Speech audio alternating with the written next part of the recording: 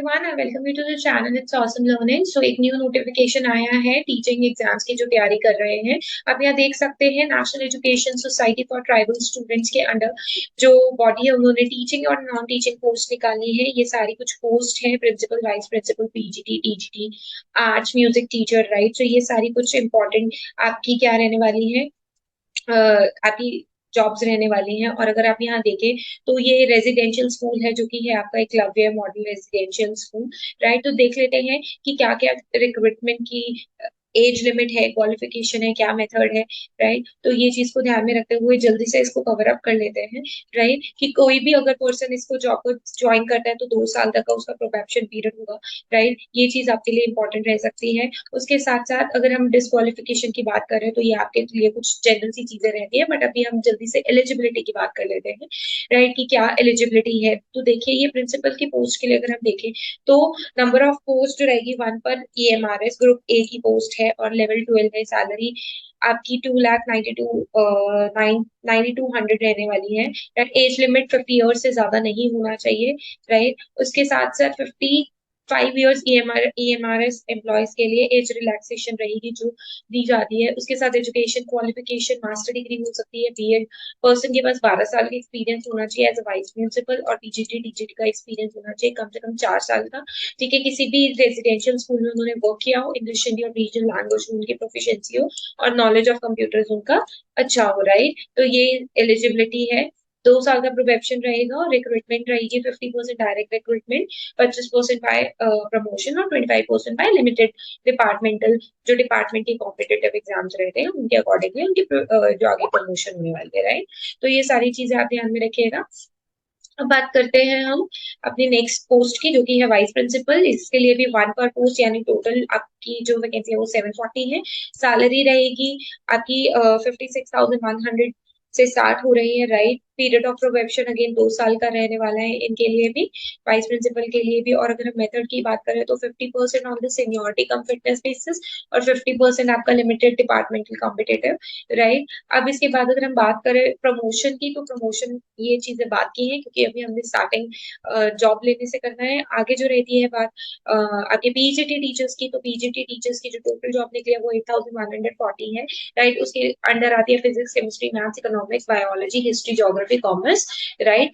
11 पर ईएमआरएस, हर एक स्कूल के लिए 11 पोस्ट की वैकेंसी है। ग्रुप बी की पोस्ट है, 47,600 से सैलरी स्टार्ट होगी, राइट। और 55 ईयर्स तक भर सकते हैं जो ईएमआरएस के एम्प्लॉय हैं, और जो 40 साल तक आप लोग भर सकते हैं, राइट।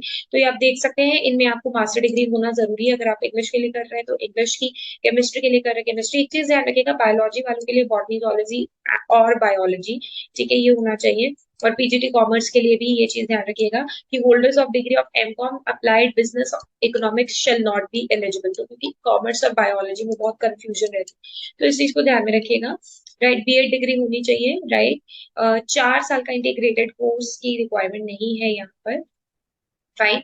उसके साथ साथ अगर हम टीजीटी की बात करें, राइट, टीजीटी ये प्रमोशन की बात है तो अब हम टीजीटी की पोस्ट देख लेते हैं कि कितनी टीजीटी की पोस्ट है। तो आप यहाँ देख सकते हैं ये पीजीटी ग्रेजुएट टीचर जो कि कंप्यूटर साइंस की अलग से पोस्ट निकली है, 740 पोस्ट है। सैलरी आप यहाँ देख सकते हैं 47,600, राइट।